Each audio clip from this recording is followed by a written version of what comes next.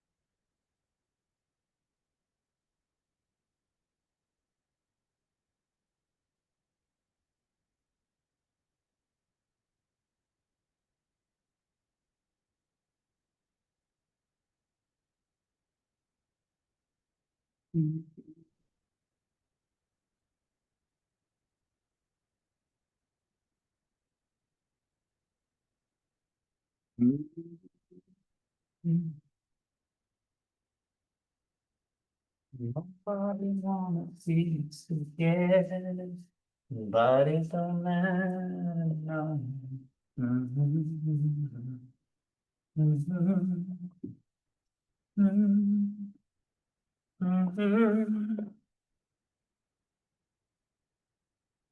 Nobody wanna see us together, but it don't matter. No. All right.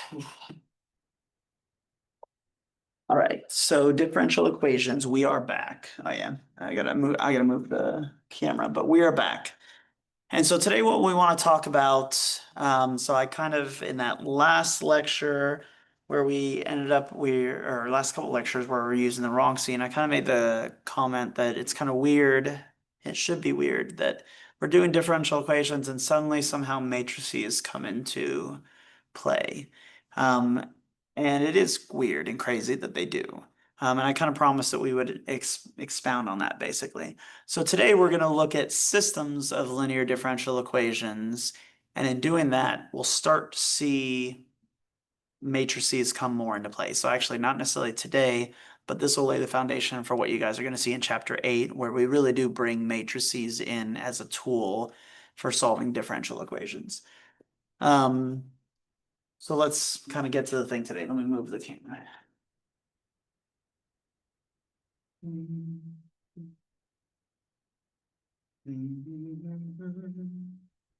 Let's make sure the focus is good. Sweet. All right, and my sort of per my usual, let me write up an example of what I'm talking about as far as systems of equations. And I think that, give me a second here. I was gonna do one of these. Let's not get this. Yeah, let's do that. So we'll just pull up. So section 4.9, by the way. We'll pull up good old number 1.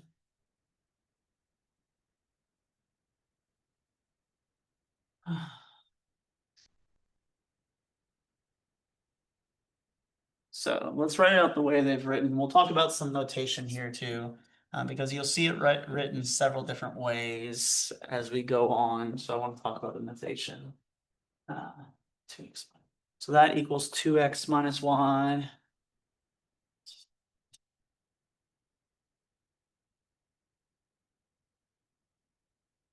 And then we have a second equation. So in order, again, to be a system of equations, whether it's differential equations or whatever it is, be a system of equations, that means we at least need 2 equations. And again, so when you did systems of equations in college algebra, you would have usually two equations. And if you had two equations, you were solving for how many variables? So how many variables do we usually solve for in a system of equations? Good. With two equations, we could solve for two variables. With three equations, you could solve for three variables, etc. So systems of equations always involve at least two equations, and our goal is to solve for then more than one variable.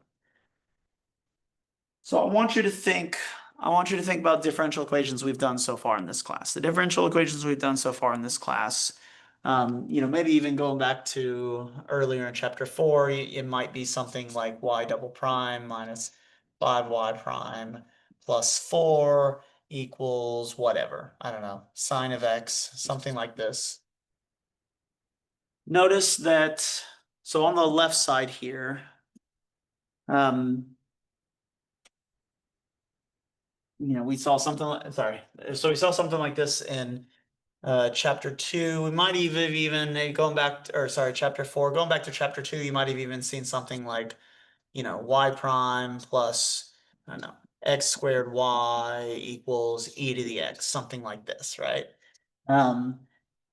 Notice, so on the left side of our differential equations,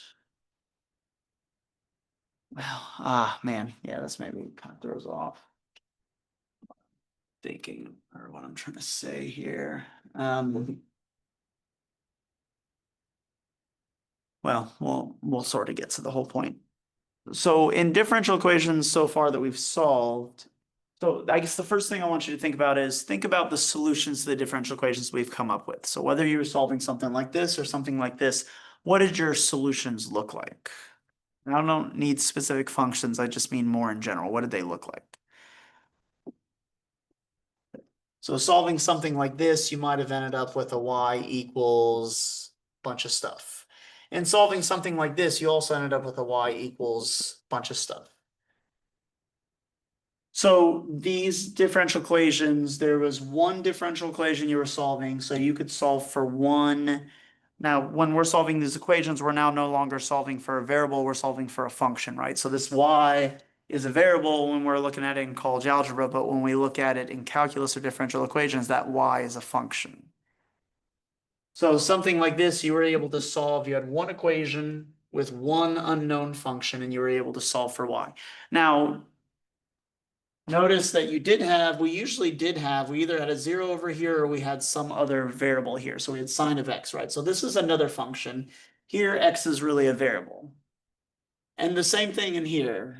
So this was one of these linear equations from chapter 2. And we had an unknown function, but then we'd have something like x squared, which was a function, yes, but the x was being used as a variable. So x squared e to the x was being used as a variable, y was a function. So we do have kind of two unknowns there, but we never, just if you think back to it, we never actually solved for x, right? Because we didn't need to. X was just a variable, it was a placeholder, it was our independent variable. So y was our function we didn't know, and y was some function of x. Y was our function here that we didn't know, and y was some function of x. All right. So again, these solutions ended up being some function of x, so like c1 e to the 2t plus c2 e to the negative 3t, something like that, etc. We would end up with, sorry, not t, x, e to the 2x, e to the negative 3x. We'd end up with solutions like that, cosine of 5x, etc.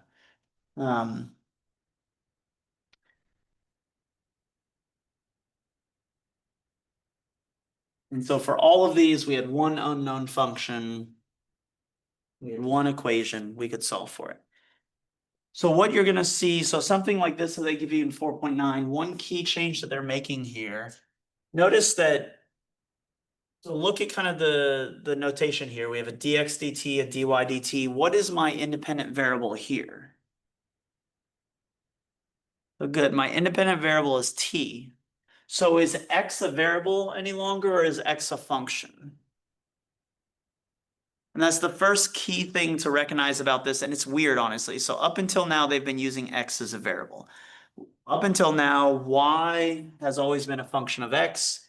And if x was anywhere else in the equation, it was just, was some other function we were placing in front, in front of y or on the right side of the equation. But x was just a variable. Y was in terms of x. The big change you're going to see in this section is now my independent variable is something other than x, t, or whatever they're going to use it for, which means that x is no longer a variable, x is a function. So in something like number 1 on 4.9, this is a differential equation still. It has a derivative of x, but now if, again, if I'm taking the derivative of x, that means x is a function. So another way to think about this equation that's written there is this is x prime equals 2x minus y. So x is now a function. You can tell because another way you can tell is you're taking a derivative of it. So the same on the right side here. So this 2x here that's written is not like this x squared or this sine of x. This is saying 2 times some function x, not 2 times some number x. So x is now a function. And you're going to see that sort of, not in all the problems going forward, but you're going to see that in the problems going forward. So that's one marked change that they make starting in 4.9. X is now a function. And so notice that we now, if I just had the top equation, this would be one equation, but with two functions. And if I have one equation with two functions, I cannot solve for both those functions. But if I have two equations with two functions, then I can solve for both of them. So just like with college algebra, we can go through and kind of solve for both of them. This bottom equation could be rewritten as then y prime dy dt equals the function x. So the derivative of the function y equals the function x.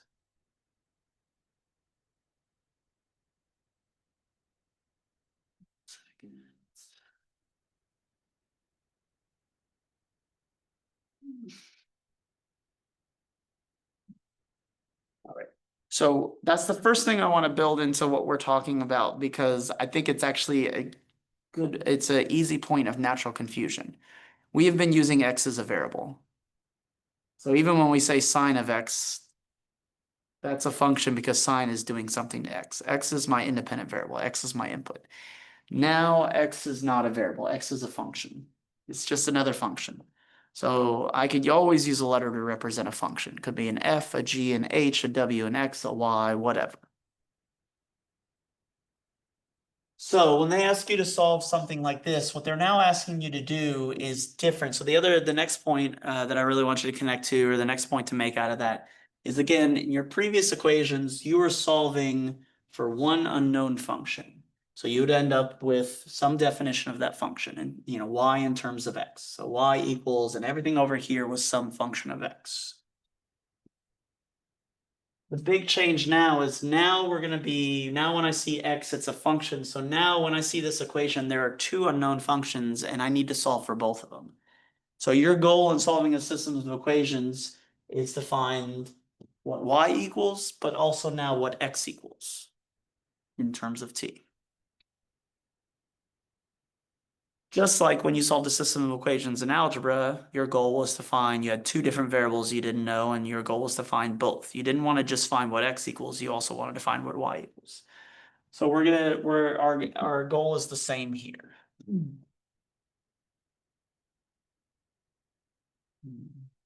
All right. With all that in mind, question is, how do we go about solving this? And what I want to kind of give to you guys is basically what we're going to see is that the same elimination method that you did for solving systems of equations of variables, that same elimination method with one alteration. So we're going to talk about operators, derivative operators, but with one alteration, which ultimately is going to end up being a, what do you call it? An alteration in notation, not even very much in substance. So with one alteration, that same elimination method you use for solving for two unknown variables works for solving for two unknown functions. So let's look at this first one. Like I said, we'll talk about some notation. And then you'll kind of see how, we'll kind of run through how this works. So I rewrote these this way because I do want you to see that. So what I mean by dx dt is I mean the derivative of x with respect to t. So derivative of x, derivative of y with respect to t. So now both these functions that I'm looking for, x and y, the independent variable now is t. So x has some definition, some equation that involves t, and y has some equation that involves t. And I like this notation better because it tells me kind of what I'm doing to those functions. It tells me I'm taking a derivative of x, of the function x, and I'm taking the derivative of the function y. We didn't go through section 4.5, but one of the things they kind of showed you there is that when you take the derivative of something, so taking the derivative of a function gives you another function, right? And so in mathematics, we call those operators. And there's actually different types of operators. So several things that you already know about: add, addition, subtraction, etc. are operators. Well, yeah. But we call specifically some thing that we do in mathematics that changes one function to another, we call it an operator. And so like here, I'm taking the derivative of x. So here's another rewrite that I'm going to show you guys. And then, like I said, hopefully it'll connect for you. Kind of once we show the process, you'll see why we're doing it. So the derivative of x, I'm going to write it with this new notation, dx. And I'm using d to represent my derivative operator. So literally think of it like a machine. D is a machine that takes in the function x and turns out another function. And that other function is the first derivative of x. Now d could also be done to y. So this first equation then reads dx equals 2x minus y. The second equation reads dy equals x.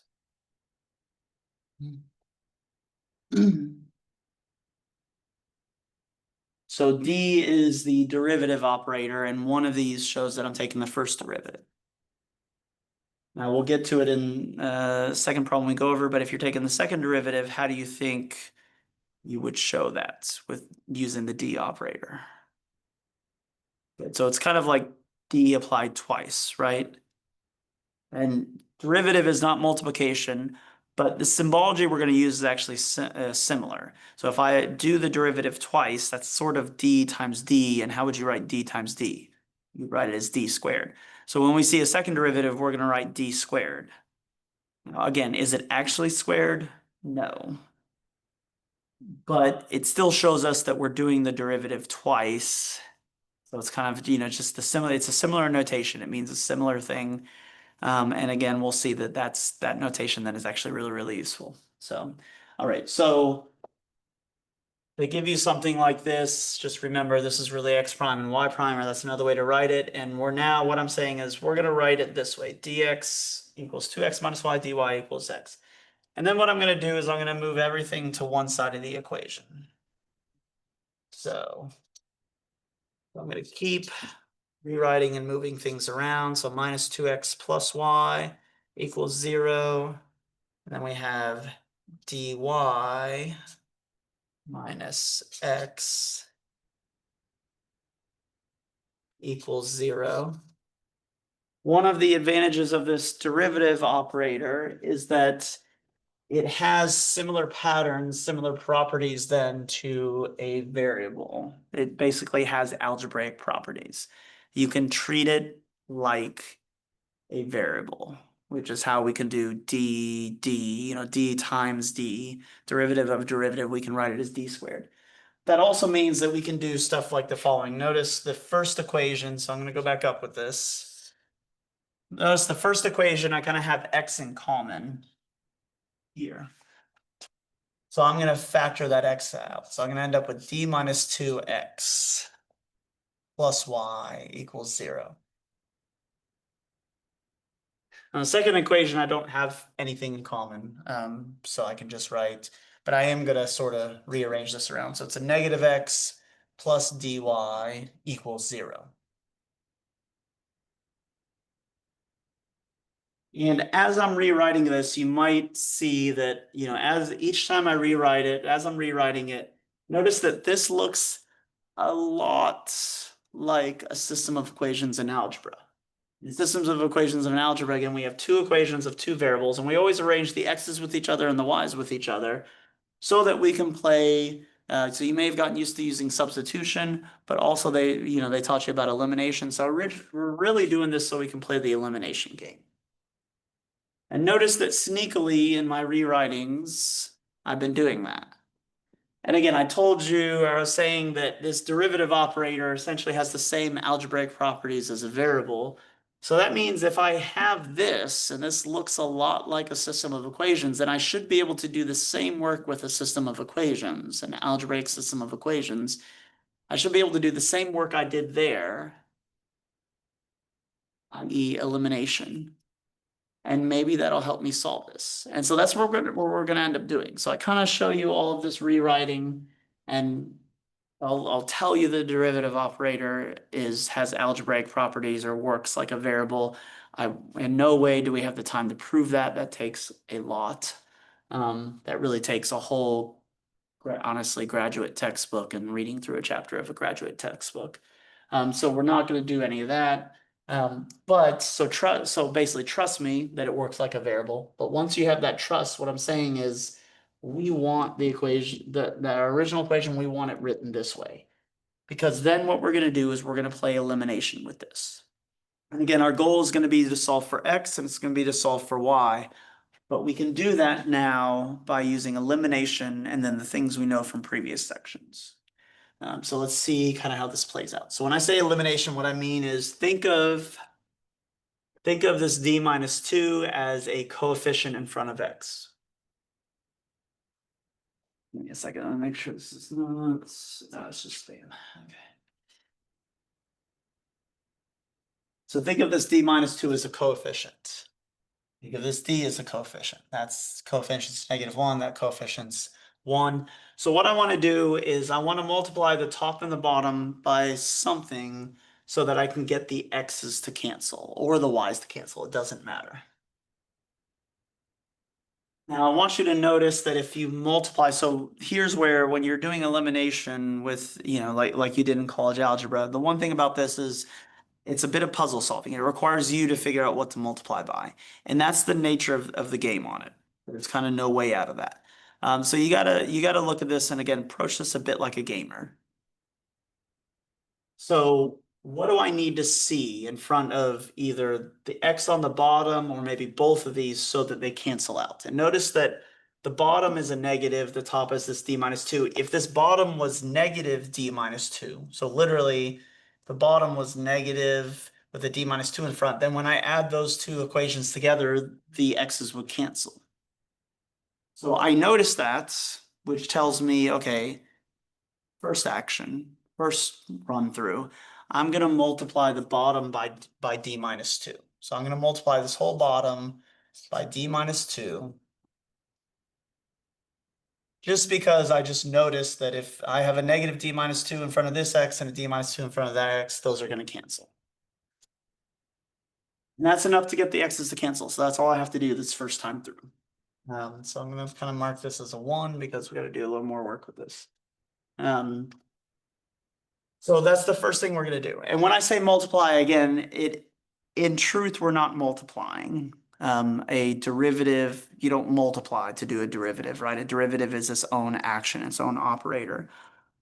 But the thing that I got to get you guys to kind of trust, at least for this section, since you don't see the theory behind it, is that doing a d minus 2 operation or operator on this equation, that it acts exactly like algebra. It's algebraic, which means I can treat this as multiplication, literally. So we are going to treat this like it's multiplication because somewhere else in a graduate class, you prove to yourself that it has all the same algebraic properties that you're used to with variables and numbers.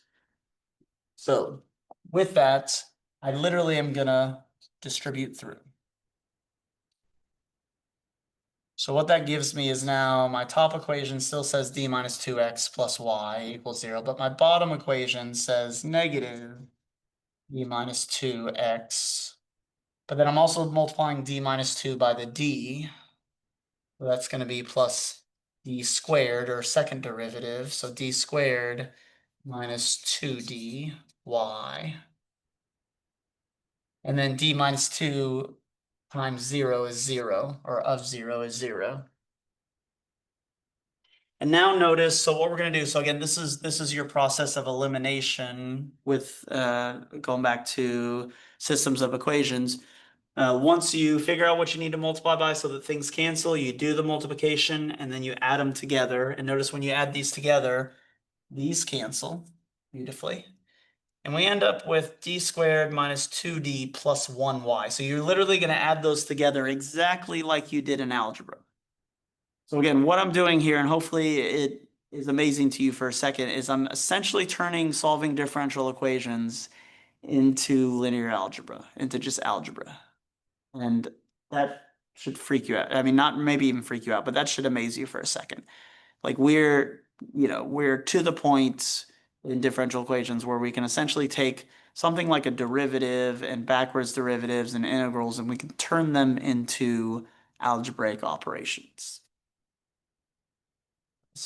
So adding these two equations together, you end up with these cancel. So you end up with d squared minus 2d d squared y, sorry, minus 2dy plus 1. Actually, I guess let me write this the way to write it originally. So we are really treating those like just coefficients. So this is going to be d squared minus 2d plus 1 y equals 0. Now, really quick before we finish this through, I want to remind you kind of what this means. So again, like I said, the d is an operator, it's the derivative operator. So, and you literally, again, can think of it like distributing the y to both of these. So what I mean by something like this, I literally mean y double prime, second derivative of y, minus 2y prime, the first derivative of y,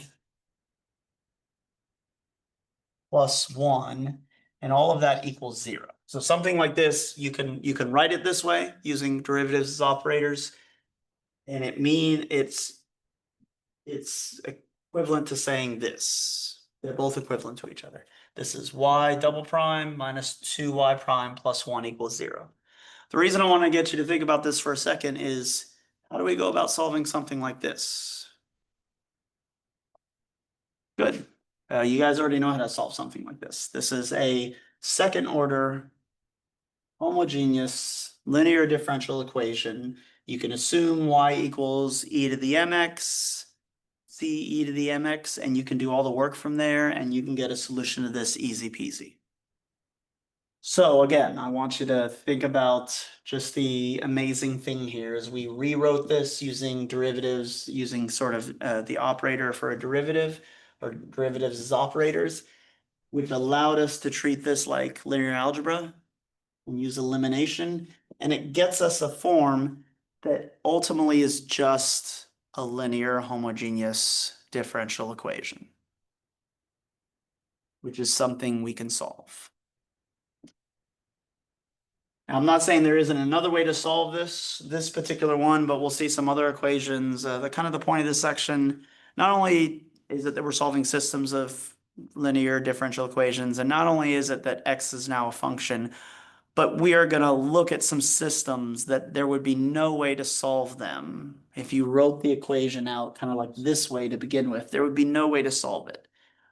But by writing it out this way and using elimination, we can get it down to forms that we can solve. And that is kind of the magic of this. It's been a lot of, actually, in some ways, what we've done with a lot of our sections is making a guess or using some form or using an integrating factor, etc., to change the way the differential equation is originally written to a form that is solvable, that's something we've seen before that we can solve. Anyways, but anyways, that's still to me, the amazing thing is I take something like this that may be unsolvable to begin with with the methods we have. And by rewriting it using differential operators and then using a bit of simple algebra, we can come up with a form that we can solve. All right. So by using elimination, I've ground this down to one equation in terms of y. So the other thing to realize about this, just like we did when we were solving systems of equations. So when you're solving systems of equations, whether you're using elimination or substitution, part of the genius of that method, or part of the point of that method, is you're reducing two equations to one equation. So you had two equations with two variables. By eliminating things, you reduce it to one equation of one variables, which means that you can solve for that variable. We still only can ever really solve one equation of one variable. So when we have systems of equations, we don't get over that, like, not even content, that strategy issue. You can only ever actually solve one equation with one variable or function or whatever the object is. So by using elimination with systems of equations, we are not actually solving two equations of two variables. We are reducing our two equations to one equation of one variable. We solve it. And then if you remember, you then use that answer to plug it back in and solve for the other variable. Because by plugging it back in, you make it one equation of one variable. So you'll notice we kind of, well, we'll see. We should have a similar play here. We'll get a solution, and then we'll actually try plugging it in. I'll actually say, though, in the section, they do something different than plugging it in. They basically do elimination again to solve for the other variable, which is also completely legitimate. But I think, probably depending on the equation they give you to begin with, we could actually just plug it back in and solve for the other variable. Anyways, so yeah, so we use elimination, we reduce it to one equation of one function. And that equation is something we've solved before. Now what you have to do is you have to go through solving this thing. Now, your immediate thought may be like, oh my sweet Jesus, like, oh my goodness. This is a whole problem in and of itself, right? You have to write out y equals c e to the mx, and you have to do all that.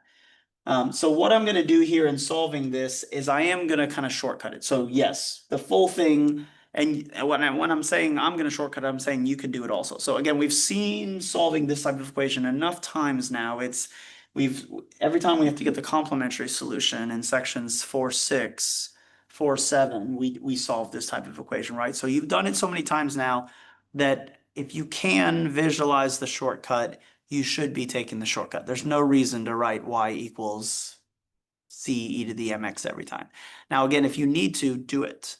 But I'm saying I'm going to take a shortcut because I've seen this so many times that I know that if I make the substitution y equals c e to the mx, and then I do the first derivative and the second derivative, and I plug all those in, and then factor out algebraically what I have, what I'm going to end up with is basically everything here is going to be replaced with an m, and that's going to be a squared and a first power. And notice that, so another way to think about it in terms of the equation that's written here with the operators is essentially going to be replacing the d's with m's. So after working the solving method we have on this, what you're going to be solving is m squared minus 2m plus 1 equals 0. And this is, remember, what we call the auxiliary equation. So what I'm going to say is I'm going to take a shortcut and just go straight there. I know this is where I'm going to end up, and I know this is really what I got to solve.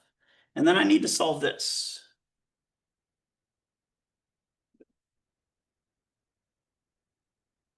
So what I'd like you guys to do is go ahead and solve this and get your solution for y. Now again, remember the point of this, since this is a system of equations, there's two functions to solve for, y and x, so this will get us halfway through. But since we've done this so many times, you guys got this. So go ahead and pause on your side, I'll pause on my side. Go ahead and solve for m here, and then therefore write our solution for y.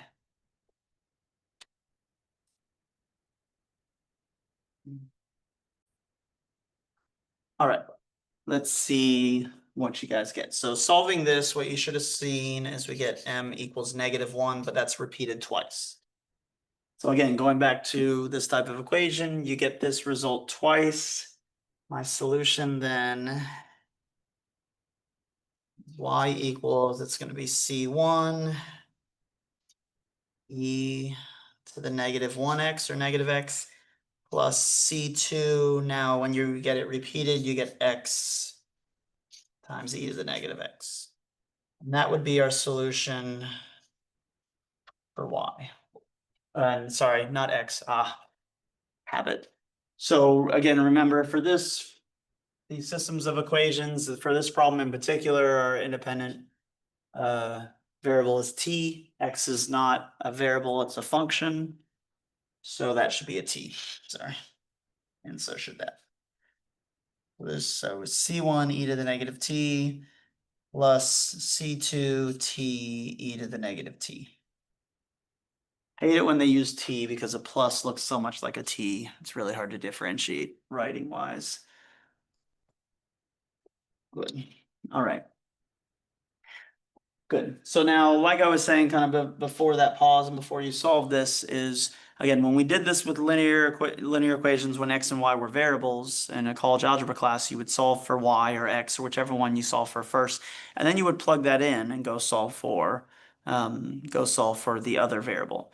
So we can take a similar approach here. We're going to see over a couple problems that sometimes it'll be better to actually go back and do elimination to solve the other variable, or sorry, function.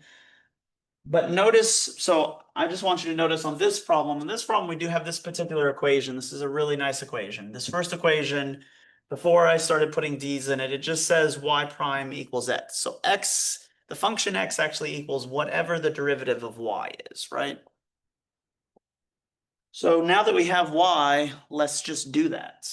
Let's plug that in to that second equation, the way it was basically originally written. So this c1 e to the -t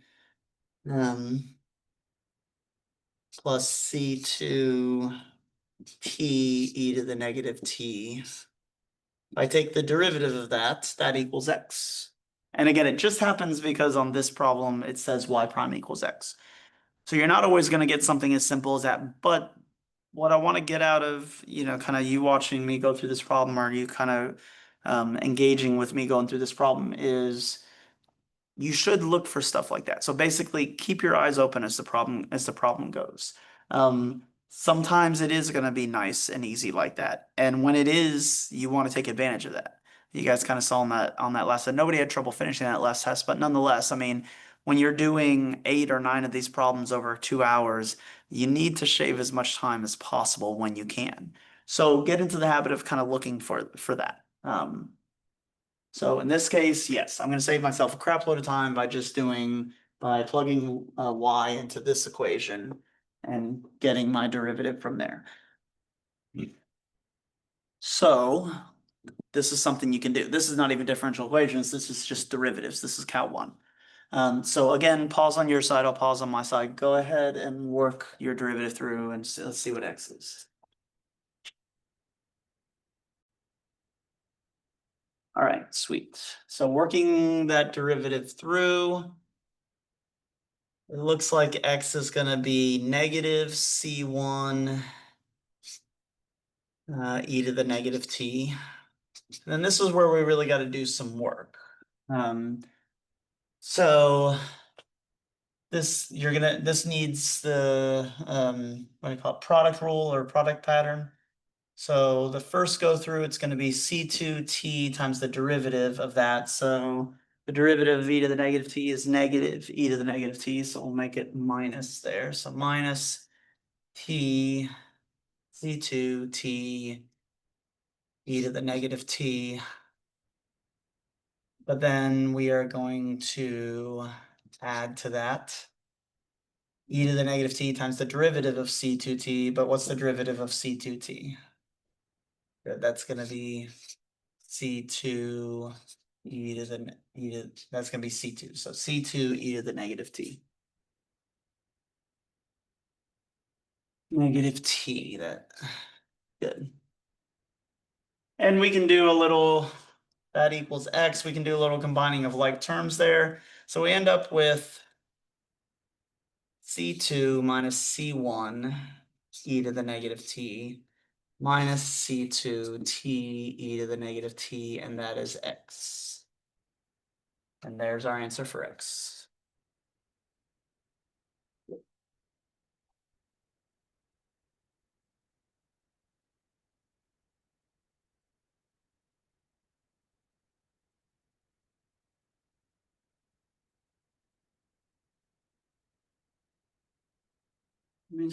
Did I flip around the C?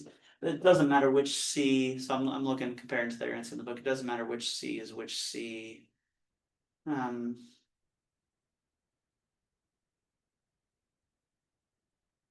it looks like I do have it backwards. What did I do wrong? Looks like I do have one of the signs backwards. Let's see, what did I do wrong? Oh, you know what I did wrong, y'all? Man, I'm sorry, y'all. This should have been +1, not -1. Ah, sorry. So let me fix all this. So that should have been +1, not -1. So this should be a positive t, a positive t. So then when I take my derivative, this is a positive t. This is a positive t, which means that's going to be c1 e to the t. That's going to be plus c2 t.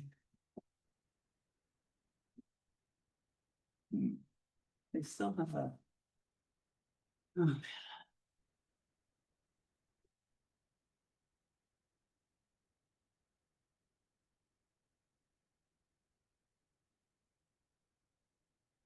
again, what else am I missing here? M minus 1, m minus 1, so m equals 1. So,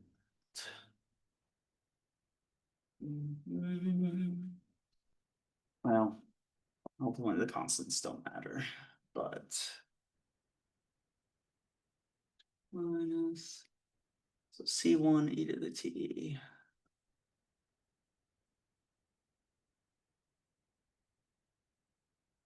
c2t t, and c2 e to t.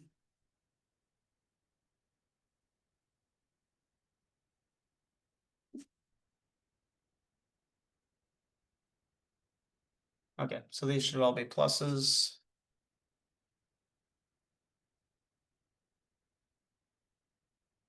Did I write that original one wrong? Also a possibility. No, I didn't. Okay, good. So let's just make sure we get the signs right. Good, but that's our answer there. All right. So I know a lot to go through in the first problem, but what we're basically saying is we're now going to turn, we have systems of equations, of linear equations, x and y. X is now a function. X and y are both functions. We're going to solve for both of them essentially by converting this into a systems of linear equations problems and using elimination. So we're kind of converting this into as much algebra as possible. All right. So let's look at maybe, we probably just need to look at one more of these actually. So give me a second and look at.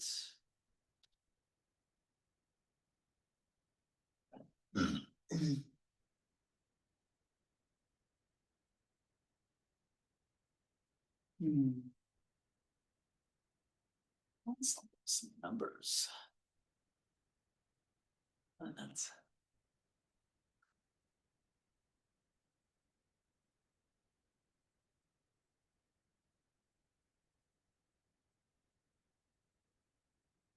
Okay, let's do something like that. Let's look at number 9. So give me a second actually to erase all this and we'll go look at number 9.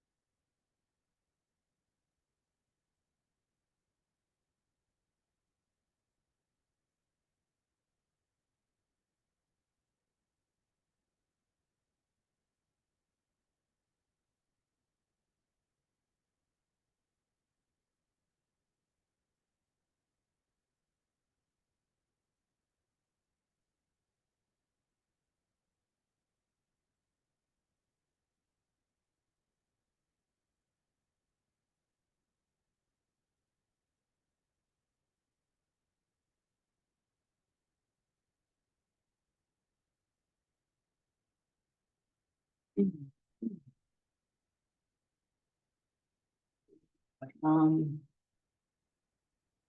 one advantage in the way they've written 9 is they've just already written the differential operators in there.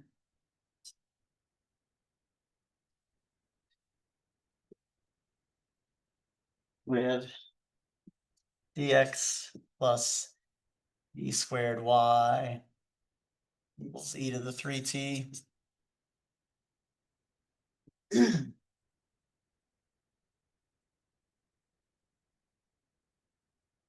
we have plus 1 x plus d minus 1 y equals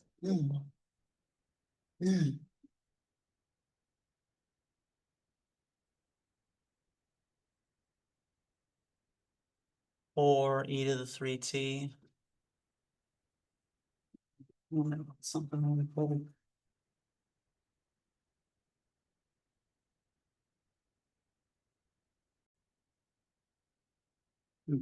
All right, good. So like I said, the nice thing about this is they already give this in they give the operator form. So which means we can start kind of right away with our system of equations. So they've already got the x's lined up, they've already got the y's lined up. Notice though, so the one difference between this problem and the last one is that we don't, this is not sorry, homogeneous is non-homogeneous. So that'll then, when we get to the point where we're then solving the differential equation we get from doing elimination on these, the one difference is then you're gonna have to do the whole approach.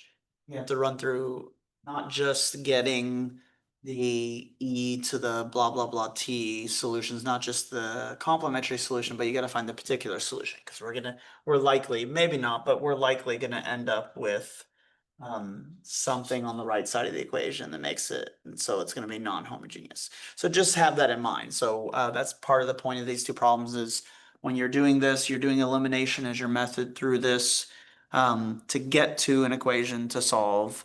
That equation could be homogeneous, it could be non-homogeneous. So you're just on the hook for both, basically. So don't think of that as negative, but you're just on the hook for both since we know how to do both. All right, so let's think about this in terms of elimination then. I need to either cancel out my x's, cancel out my y's, however I want to do this. So taking a look at this, and I'll give you, we don't even have to pause, but I'll give you guys a second to think and then shout something at the screen. But what do you think? How would we multiply so that we end up getting maybe our x's to cancel? Let's try that.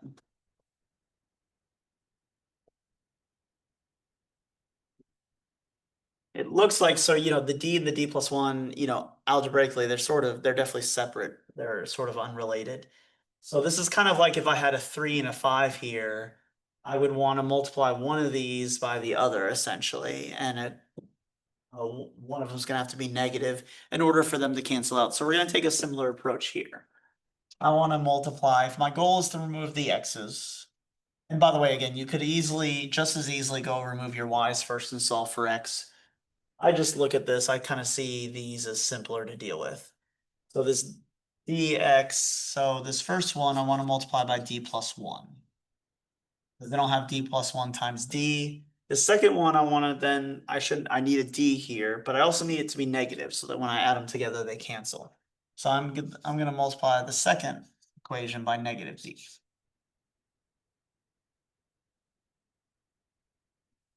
So what I'd like you guys to do is, so we'll kind of do this in steps. Go ahead and multiply the top through by d plus 1, the bottom through by negative d. Again, remember, well, okay, yeah. Well, actually, no. Let's go through it. So multiplying the top by d plus 1, you have d plus 1 times d. And however you want to write that, you could distribute it or you don't have to. Really, you're that you're going to end up recognizing these are the same thing and they cancel. They're the same thing, but one's positive, one's negative. But I'll go ahead and distribute it through anyways. So d squared, that's going to be d squared plus d x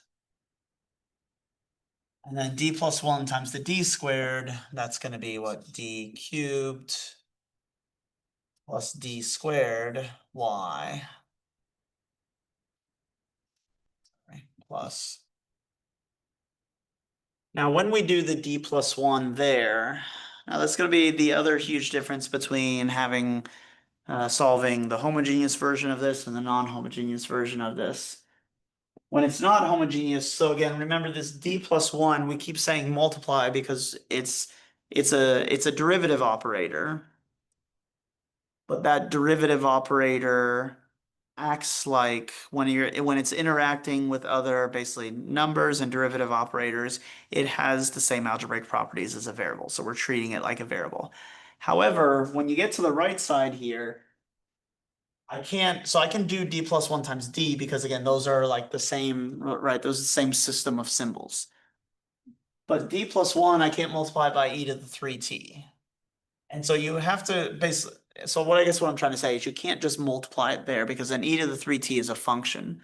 So what we really want to do is we want to do d plus 1 of that function. And again, d means derivative. So we want to do the derivative of e to the 3t plus 1 of that e to the 3t. So on the right side, we're going to do d of e to the 3t plus 1 e to the 3t. So just plus e to the 3t. And if you want, you could write this instead as e to the 3t prime, but the key there is for you to realize that you can't multiply d to the e to the 3t. You actually have to do the operation. You have to do the derivative. Now, what is the derivative of e to the 3t?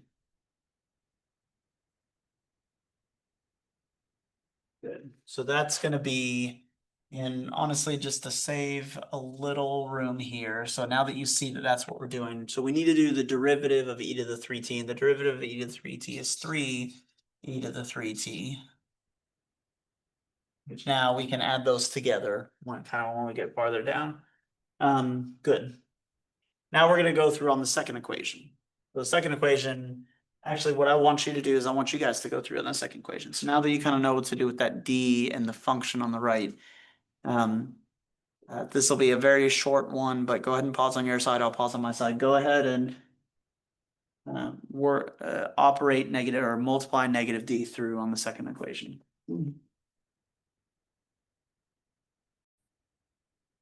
All right, good. So what you should get there is what it's going to be negative d squared plus d x. And then negative d through there is going to be minus, kind of using minus times a positive as a minus, and then you'll end up with d squared minus d y. And then negative d on the 4e3t, you doing negative of the derivative of 4e to the 3t. What was the derivative of 4e to the 3t? Good, that should have been 12 e to the 3t, and then we'll make that a negative.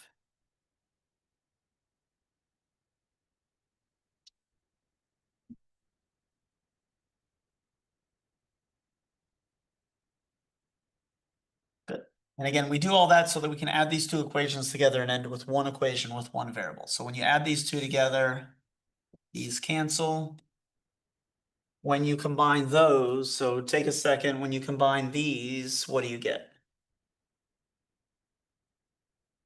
Good. Notice you're going to end up, so the d squareds actually end up canceling. So we're going to end up with d cubed plus d y. And then here, what are we going to end up with on the right side?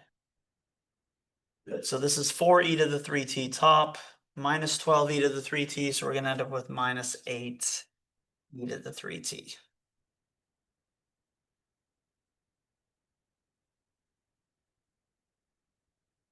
Now, again, so I do really want to leave it this way, but again, I want to remind you of how this reads in terms of the prime notation that we've been using. So basically, so I just want to write this the way we've been, the familiar way that it's looked so far in this course.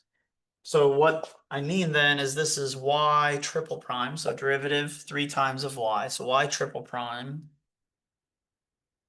plus y prime equals negative 8e to the 3t. And you don't have to write this out on your paper when you're working, but you might like to, because again, it'll remind you, it'll help you honestly think about how to go forward with solving. Because now we got to solve this equation for y, but what I mean is we really got to solve something like this for y.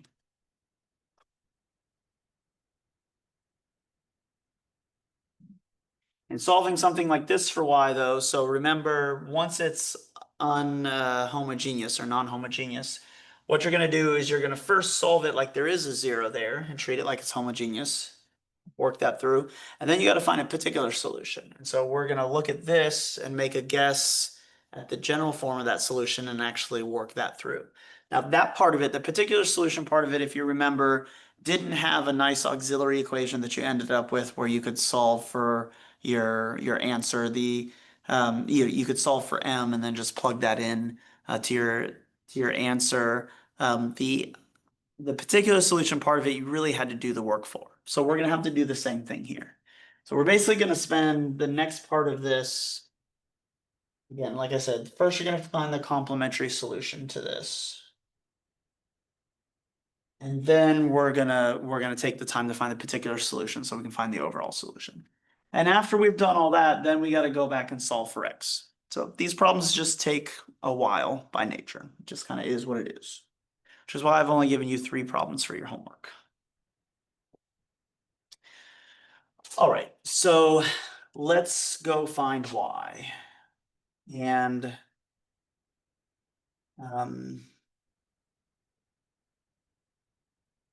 again, you could look at this if you got used to seeing this and then writing the auxiliary equation straight out of it, you can, write it over there. Or if it makes sense to you, if it just kind of clicks, you see these d cubes and d's and you basically replace them with an m and you get the auxiliary equation, you can do it from there. Either way, so it really doesn't matter. This for the complementary solution. So let's look at the complementary solution. This tells you this is m cubed plus m equals 0, and we're going to solve for that. Oh, Jesus, this is going to be...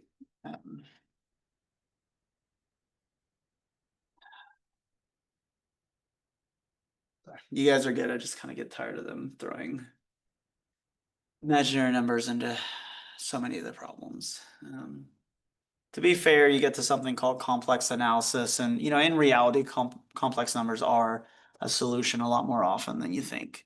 But still, this book kind of overdoes it. All right, so m cubed plus m equals 0. You can factor out an m. You get m squared plus 1 equals 0. And we can set each of those equal to 0 to get our general solution. So actually, I want to give you guys a second to do that.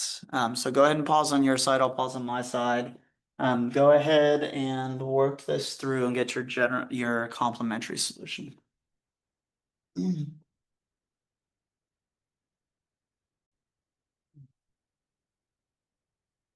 All right, so let's see what you got out of this. Let's see. So this is gonna give you m equals 0. It's also gonna give you both m equals I, 1i, and m equals, I guess let me write it as separate. Well, and negative I. Which means our solution. So let me, as usual, let's just pull this up here.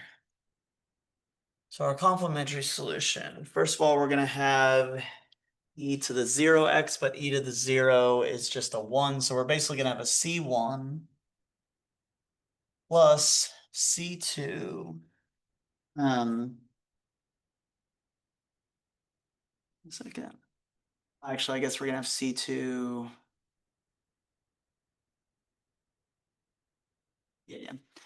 C2 times. So remember when we get the complex numbers, this is going to be, so this is my kind of B or my beta. If you're thinking A plus BI, this is my B. So this is gonna be cosine of 1x plus sine of 1x. C2 times that. And that'll be my complementary solution.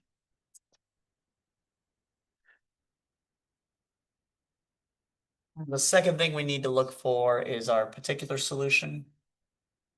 And remember, for our particular solution, what we're gonna do is we're gonna assume the, so well, actually, there's a couple of different ways, sorry. So yeah, so there's a couple different ways to do this. For our particular solution, we could do either the, sorry, y'all. I'm tired and I'm hungry and my mind is, the words are there, but they are leaving. So we could either do our variation of parameters method, which would be sort of the Wronxian method, in this case, to figure out our particular solution. Or we could do like we did in 4.4, and we could just guess a particular solution based off of this -8 e to the 3t, and then just basically work a little system of equations to make sure we get the coefficients right. In this case, I think it's going to be much easier to go ahead and just assume our particular solution of the sort of this form and work from there. So let's go ahead and do that. So since the right side is -8 e to the 3t, for my y of p, I'm going to assume that is, give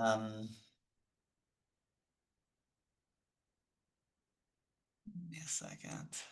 Oh yeah, we do need a third. Assume that's C3 e to the 3t. Or I'm sorry. No, that does work. And sorry, not just C3. Give me a second. Y'all. All right.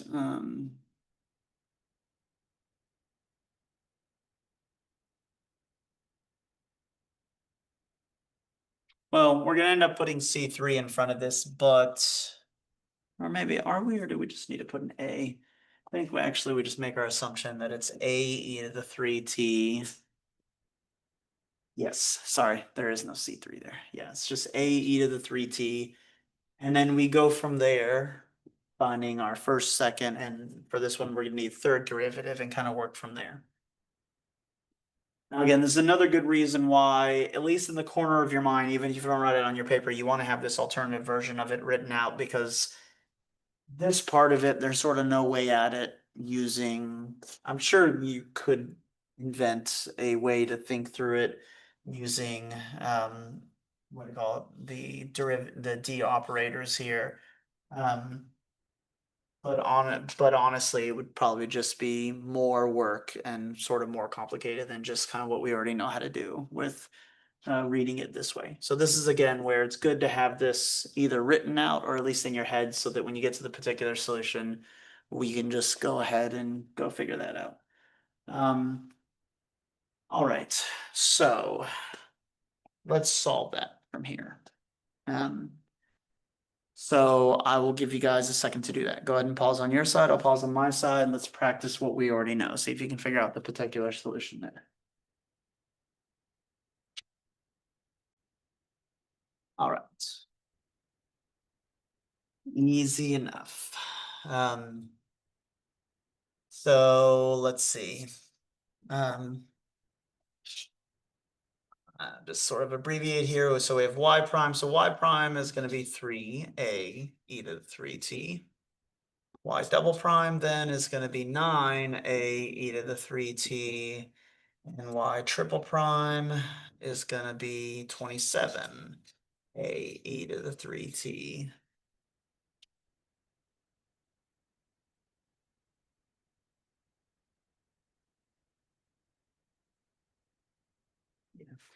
And then let's go solve this puppy.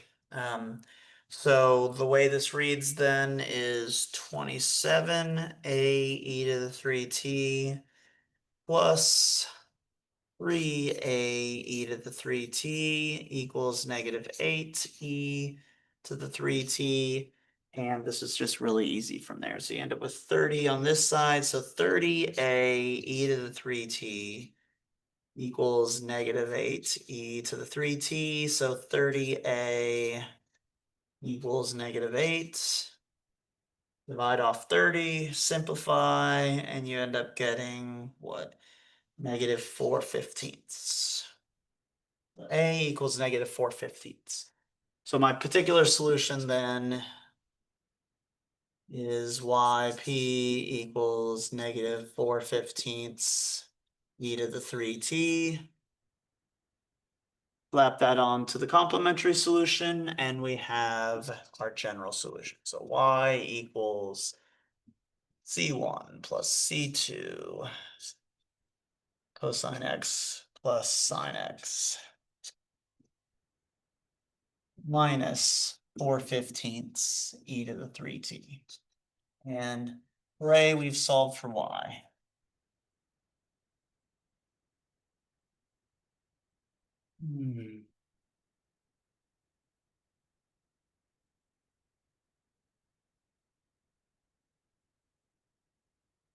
All right. And with that, then we can go and plug in. So again, you can always try, and I think a legitimate approach is you can always try then to plug this y into one of your equations. You want to pick the one that's maybe a little easier to deal with. Just like we do when we're solving systems of equations in algebra. And then get your, what do you call it? Get your x solution from there. As I mentioned, another approach is you can actually go back and basically start with the same two equations to begin with and basically multiply by something different so that, and this time your y's cancel, x's are left, and then you can solve from there.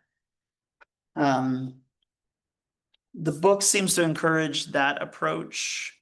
And probably because there might be some equations you run into where you can't just plug this back in. But I actually, now that I think about it, sort of can't imagine a situation where you couldn't. So I want to say in general, you should always be able to go back and just plug this into one of those equations and solve for x from there. And that honestly, I think is actually a better approach than what they gave in this section. So I'm going to go with that. All right, so looking back at these two equations, this one up here is interesting to me because it's basically saying, this one up here basically says x prime, no, I don't want to, I'll rewrite it over here, but it basically says x prime plus y double prime equals e to the 3t. And I will turn the camera so that we can get, you can see this, but x prime plus y double prime equals e to the 3t. And that, at least, the nice thing about that, turn the camera so we can see the rest of this as we go, is it looks like if I plug in y, this will be pretty darn easy to follow from there. Like, there's no coefficients, there's no extra things going on. It's just plug in y, which means you have to do a double derivative now of this y. But once you do that, essentially just move everything to this side and you have x prime. And if I have x prime equals a bunch of stuff, how do I figure out x? Good, we just integrate it. So it looks like I said, it looks like it's actually a much simpler approach to plug in y once you're done finding y. If you want to take the approach that the book gives, that's fine. But this is one of the beautiful things about mathematics at this point is you never want to take any of these sections like they're gospel, basically, or like there's only one way at this stuff. The point of mathematics at this point is you've learned a bunch of tools and strategies, and you have these base patterns, concepts, ideas that you know like govern everything that goes on, right? Or at least are kind of under everything that goes on. So all of these are tools in your tool belt, and you're the solver. You're the one that gets to decide actually what's the maybe best play, simpler play, faster play, etc. And so you have that right. None of these sections are gospel. The way they go through the examples is great, but it's not always the simplest way. I think probably a large majority of the time it is.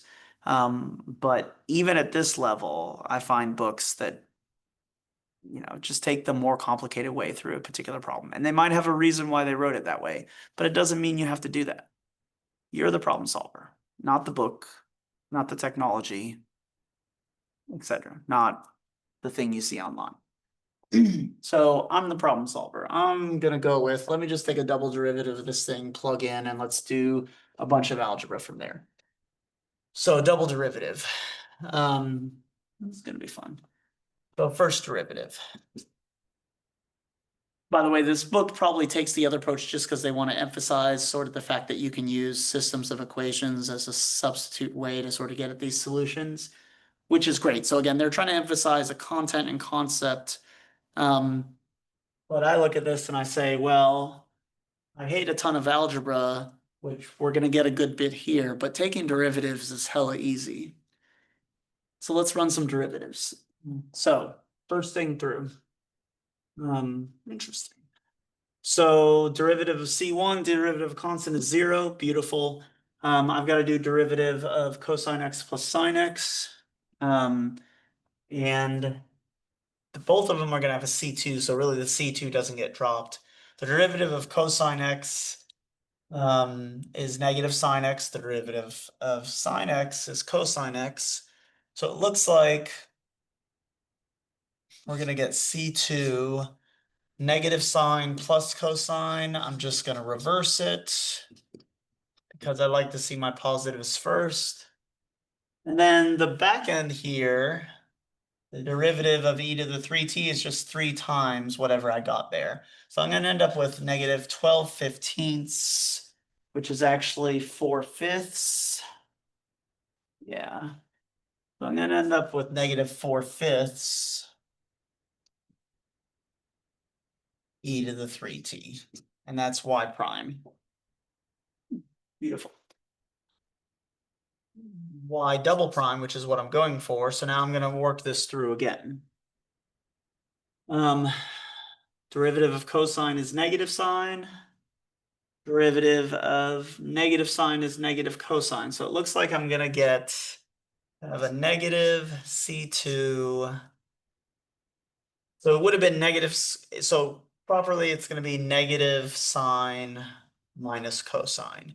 I'm factoring out the negative because I'm hoping algebraically that'll help me sort of simplify things, maybe go away. But factoring out the negative makes both of those positive, both the results positive. So it'd be negative C2 cosine plus sine. And then again, taking the derivative of this, I'm going to multiply by 3. So now I end up with negative 12/5 e to the 3t. Beautiful. Now I'm going to plug this puppy in here. And let's go solve.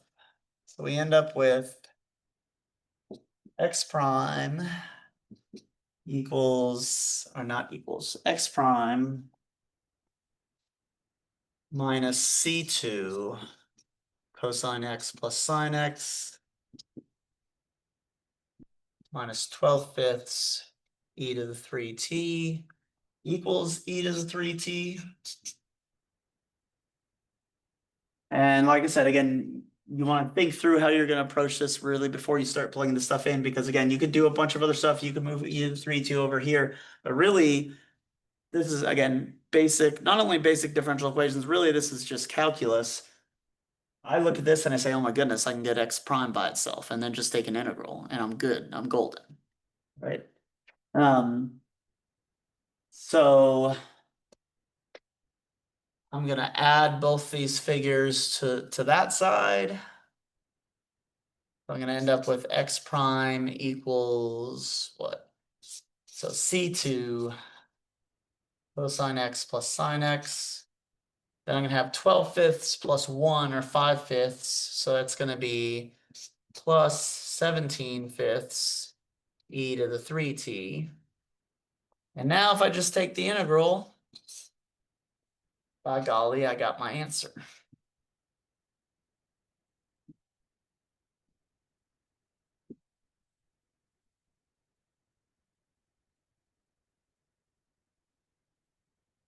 And that's an easy integral to do.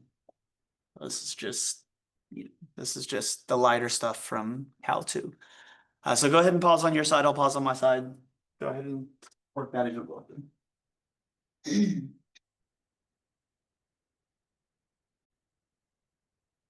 All right. So working that through the integral of cosine. So cosine integrates back up to sine. Sine integrates back to negative cosine. So x is going to be C2 sine of x minus cosine of x.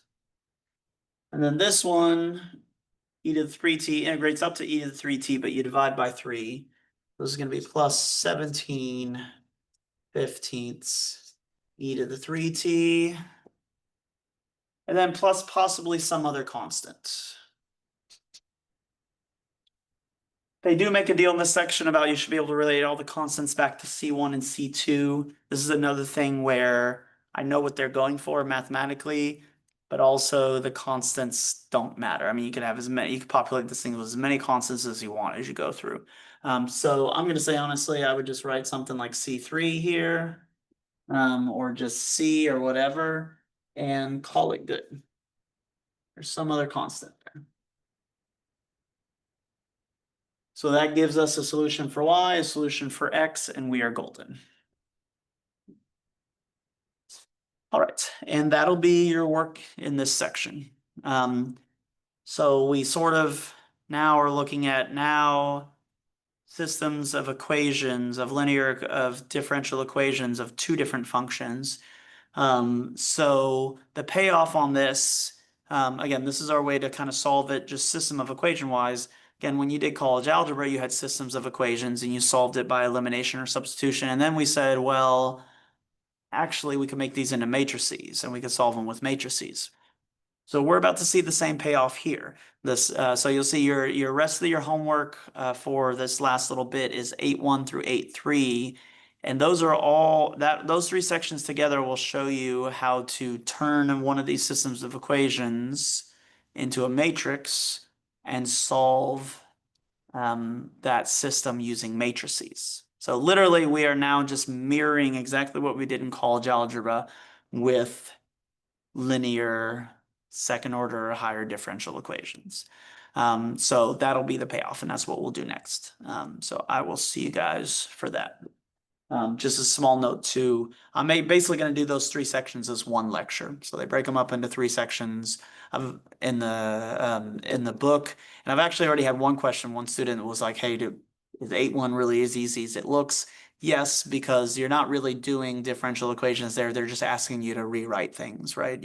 So 8.1 through 8.3 is really, they should have just done it as one section, essentially.